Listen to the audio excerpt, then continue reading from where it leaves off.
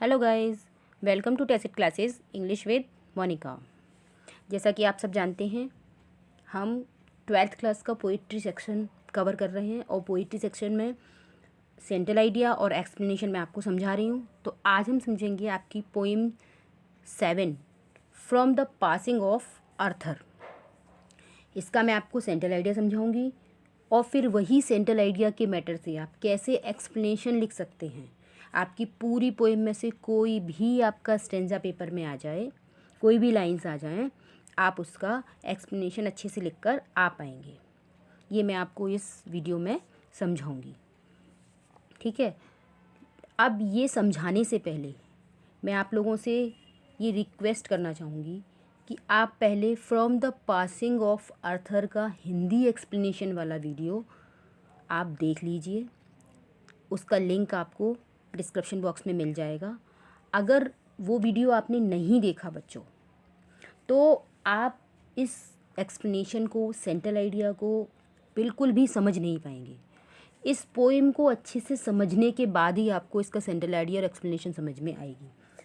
तो आप सबसे पहले from the passing of Arthur Hindi explanation by Tacit classes ज़रूर देखिए, तभी आपको ये अच्छे से समझ में आएगा। और ये पोएम इम्पॉर्टेंट है, ठीक है।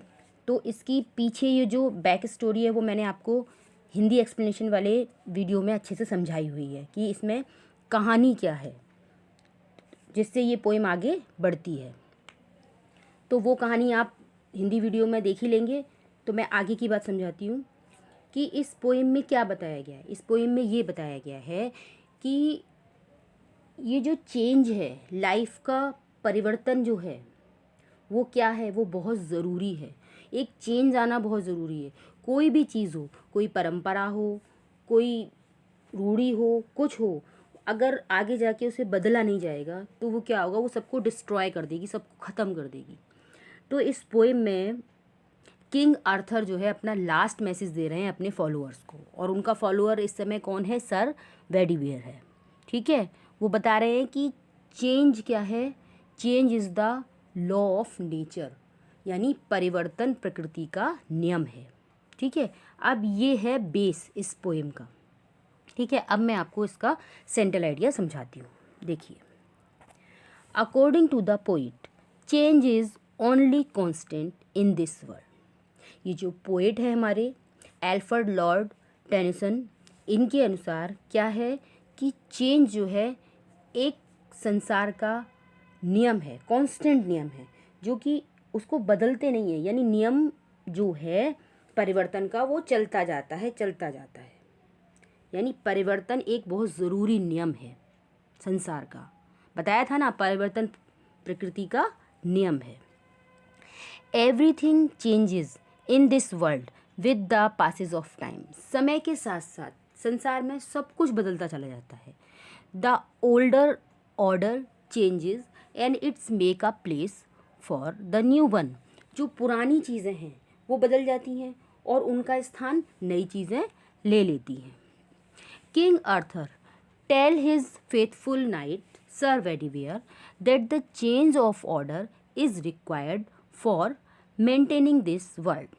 किंग आर्थर जो है अपने फेथफुल नाइट, फेथफुल मतलब वफादार और नाइट मतलब सरदार, सेनापति, अपने फेथफुल सेनापति वेडिवियर को किंग आर्थर ये समझा रहे हैं कि ये जो परिवर्तन का नियम है वो संसार को बनाए रखने के लिए, सहेज के रखने के लिए, ठीक ठाक चलाने के लिए, उसको मेंटेन करने के लिए ज़रूरी है। If it does not change, अगर ये चेंज नहीं होगा, remain the same, it corrupt the entire system. अगर ये चेंज नहीं होगा, बिल्कुल जैसा है वैसा ही चला आएगा, तो क्या होगा, वो सारे सिस्टम को, जितनी भी व्यवस्थाएं हैं उस सबको भ्रष्ट कर देगा, सबको नष्ट कर देगा। इसलिए चेंज बहुत ज़्यादा ज़रूरी है, ठीक है। The king said that prayer is very essential. आगे वो किंग क्या बताते हैं कि प्रेयर यानी भगवान की भक्ति करना वो बहुत ही ज़रूरी है, ठीक है। He gives the reason why people should pray to God. उनने ये रीज़न भी दिया, ये कारण भी बताया कि लोगों को भगवान की प्रार्थना क्यों करनी चाहिए? He points out his opinion clearly that prayer makes us what we are. उन्होंने बहुत क्लियरली ये पॉइंट आउट किया है इस पोएम में और अपने विचारों को दर्शाया है बहुत क्लियरली, स्पष्टता से ये कहा है कि प्रेयर क्या करती है, मेक्स अस, हमें बनाती है, व्हाट वी आर, हम हैं क्या, हमारा स्वरूप क्या है, ये हमको बताती है।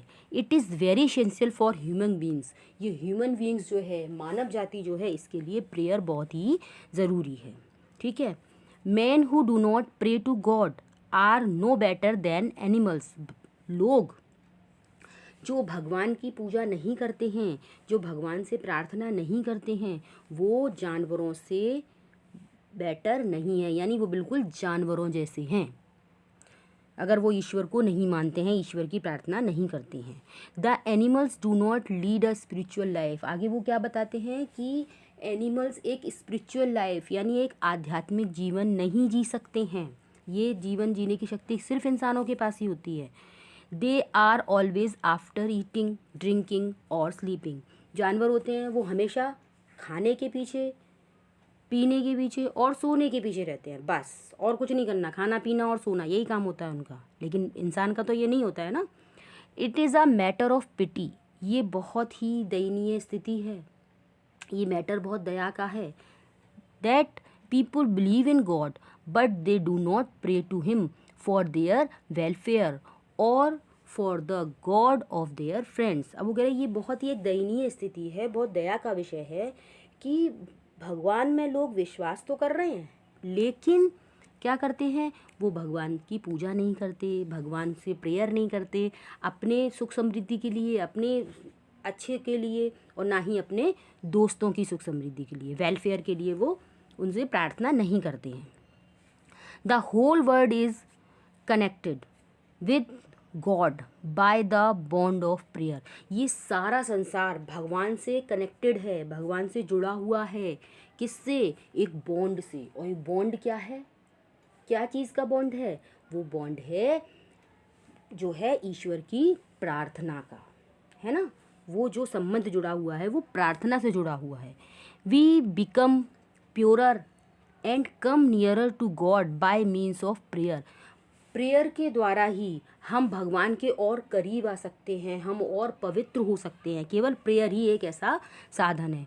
सो प्रेयर इज़ वेरी नेसेसरी। तो यहाँ पर पोइट क्या बता रहे हैं इस पूरी पोएम में कि जो प्रेयर है भगवान की वो बहुत ही ज़रूरी है, उसके बिना हम जो है कुछ भी नहीं हैं।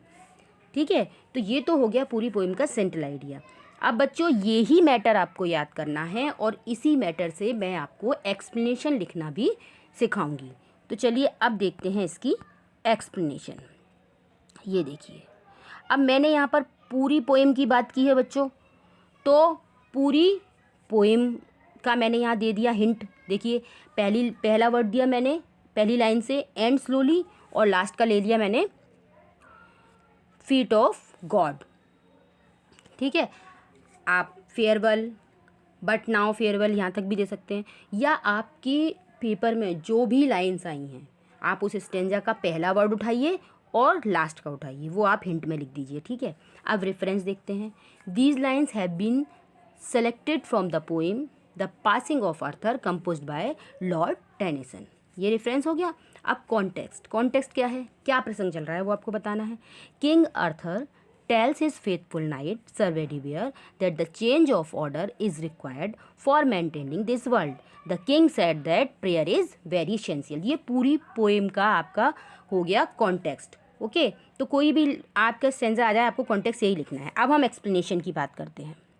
मैं हिंदी आपको समझा चुकी हूँ पूरी, तो मैं खाली रीड करके आपको समझा देती हूँ। According to the poet, change is only constant in this world. Everything changes in this world with passes of time. The older order changes and it makes a place for the new one. If it does not change, remain the same, it corrupt the entire system. The king said that prayer is very essential. He gives the reason why people should pray to God. He points out his opinion clearly that Prayer makes us what we are. It is very essential for human beings. Men who do not pray to God are no better than animals. The animals do not lead a spiritual life. They are always after eating, drinking, or sleeping.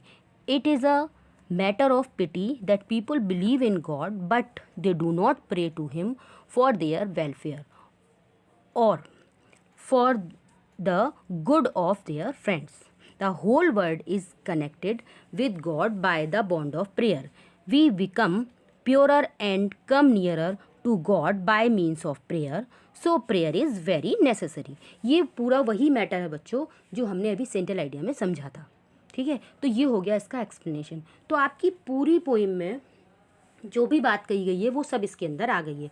तो कोई भी line, कोई भी stanza आपके paper में इस poem से आ जाए तो आप यही एक्सप्लेनेशन लिख के आ सकते हैं। अब मोस्ट इम्पॉर्टेंट थिंग वो है नोट। एक्सप्लेनेशन में बहुत ज़रूरी होता है नोट लिखना। ठीक है, तो सबसे पहले देखिए हम बताएंगे फिगर ऑफ स्पीच, है ना। राइज लाइक अ फाउंटेन, इसमें कौन सी फिगर ऑफ स्पीच है? यहाँ पर हमको मिलेगी सिमली। ठीक है, अब सेकेंड पॉइंट क्या लिख सकते हैं हम? The language used is simple, lucid, musical and straight forward. यहाँ पर जो लैंग्वेज यूज़ की गई है इस पोएम में बहुत ही सिंपल है, लुभावनी है, बहुत संगीत में है और कैसी है?